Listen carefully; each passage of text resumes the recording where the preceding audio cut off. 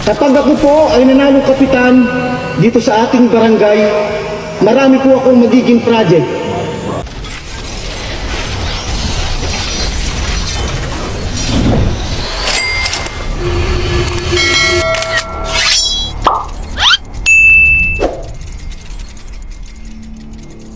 Ang kauna-unahan ko pong magiging project, ipapagawa ko po ang bahay ko. Bakit kanyo? Para naman kapag binisita nyo ko sa aming tahanan, maganda at presentable. Hindi po ba? Ang pangalawa ko pong magiging project, bibili po ako ng magandang sasakyan. Bakit kanyo? Para kapag kailangan nyo ang tulong ko, madali ko kayong mapupuntahan. Hindi na po maglalakad ang inyong kapitan.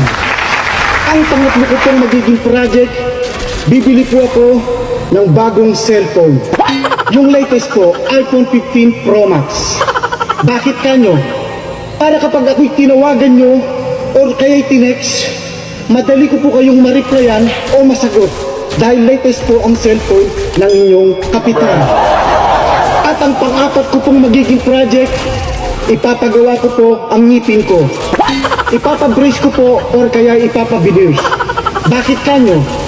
Para naman kapag ngumiti ako sa inyo, maganda at hindi ngiting aso. Kaya sa darating na halalan, huwag niyo pong kalilimutan. Dating malakas mamulutan, ngayon ay manunungkulan. Nandito na ang ating pag-asa. Sorry.